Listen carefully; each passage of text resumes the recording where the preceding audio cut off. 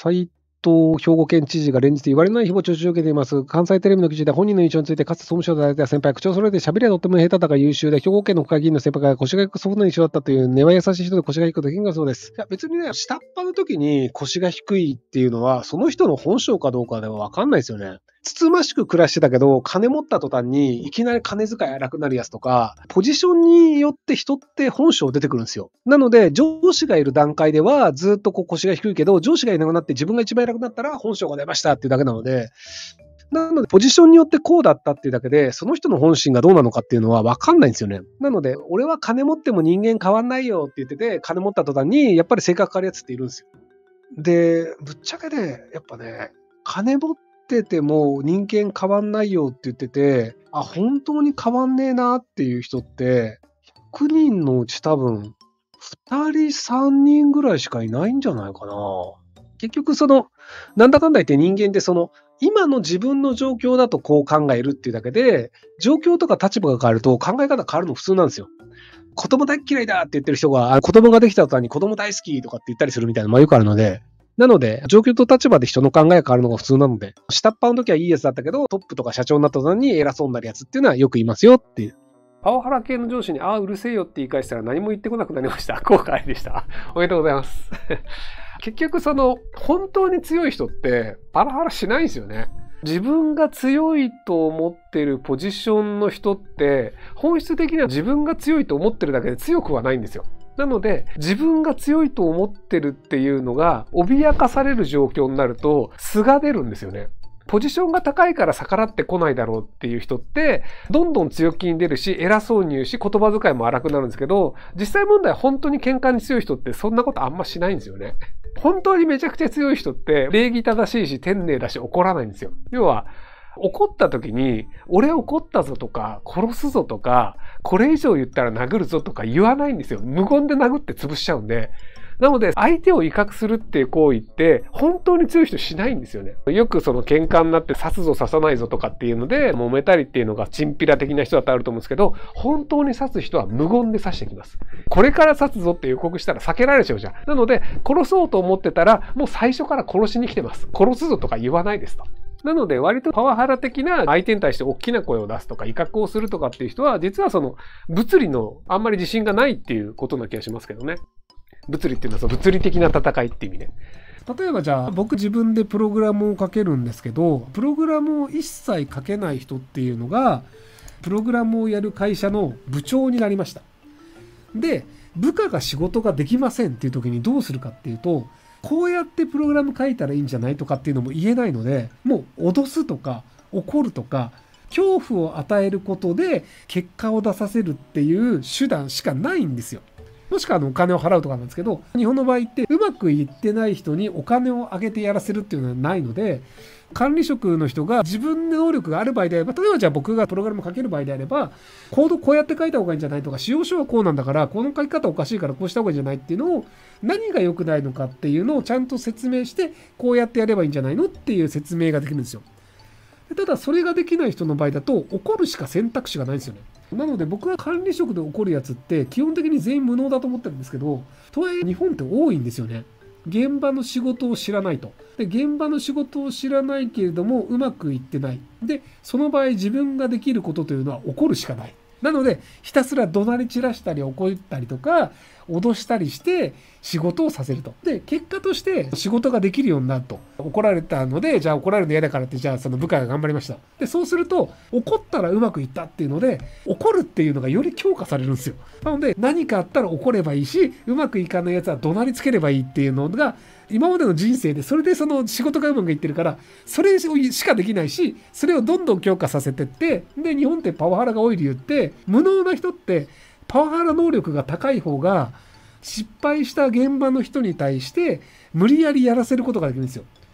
あんまりじゃあ部下に対して恐怖感を与えられない人だと、なんか別にこの人怒っても怖くないからサボろうとかなっちゃうんですけど、すげえでかい声でどぎつく罵倒されると、うわ、こんなに言われるの嫌だ、頑張ろうってなるじゃないですか。っていうのがあって、能力がないにもかかわらず結果を出している管理職の場合って、単にパワハラ力が高い場合があるんですよね。っていうのがあって、無能な人を管理職にすると、ひたすら怒るとか怒鳴るとかっていうのになったりするので、ヒゲ親父さんが管理職になるのは良くないんじゃないかなと思いました。はい。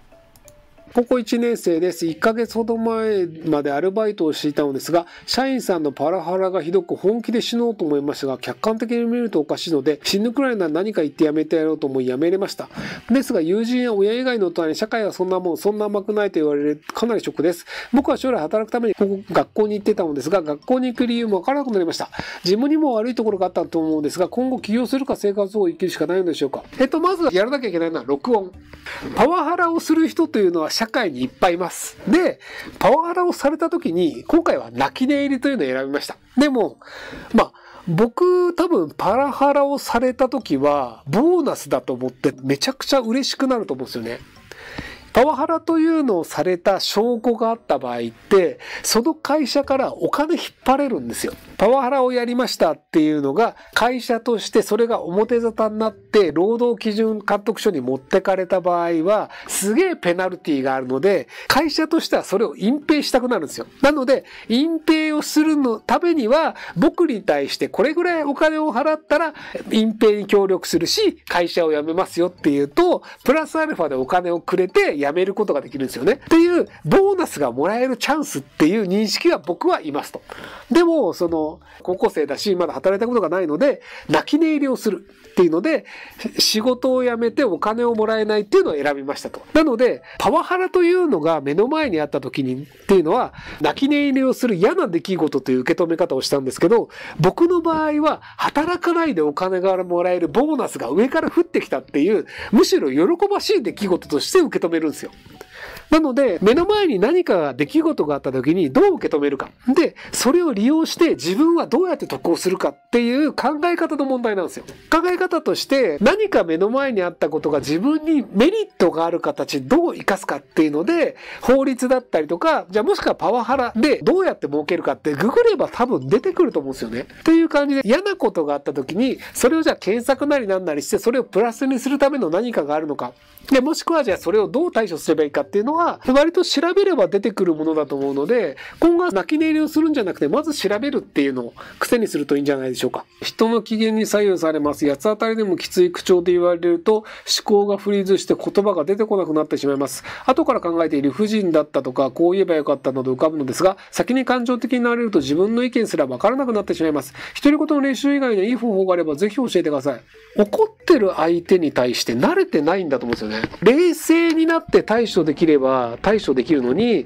そういう状況に慣れてないので冷静になれないっていうので、要はアドレナリンとか出ちゃうとそこで冷静な判断できないよって話なので、まず修羅場慣れしてください。なので、よく人を怒らせる練習をして、怒らせる。人は怒るとこうなる。人はこうやって怒鳴るっていうのを見慣れると何にも感じなくなるんですよね。僕、小学校の時に多分毎日怒られてたんですよ。うちの姉が学校で怒られたことがないっていうのを聞いてびっくりしたんですよね。僕、学校って毎日怒られる場所だと思ってたんで、なので怒られるのは当たり前で、立たされるとか叩かれるとかだったんですけど、大人になると怒られても罰がないんですよ。立たされることもないし、怒られても殴られることないじゃないですか。小中って怒ると先生殴ってくるんですけど、大人の社会って偉い人怒らせても全然殴ってこないんで、すいませんすいませんって言ってるとなんか許してくれるんですよ。だから大人超楽とか思ってるんで、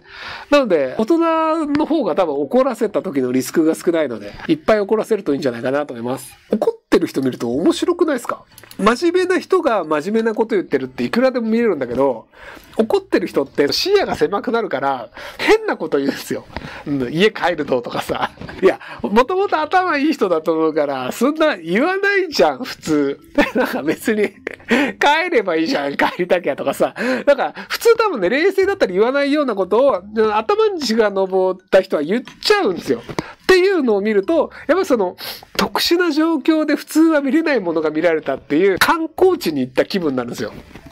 観光地って非日常に行って見たことないもの見るから面白いわけじゃないですか。なんかピラミッドとか見て、うわ、でけえな面白いとか、大仏とかでけえなみたいな、見たことないもの見るから面白いっていうのが、人を怒らせると、ただでそのエンターテインメントが手に入るんですよ。見たことがないものが、ただで何のリスクもなくっていうのがあるので、怒った人を見ると割と僕は面白いので好きですよ。怒った人を見るのが好きですよですね。はい、日本語を間違えました。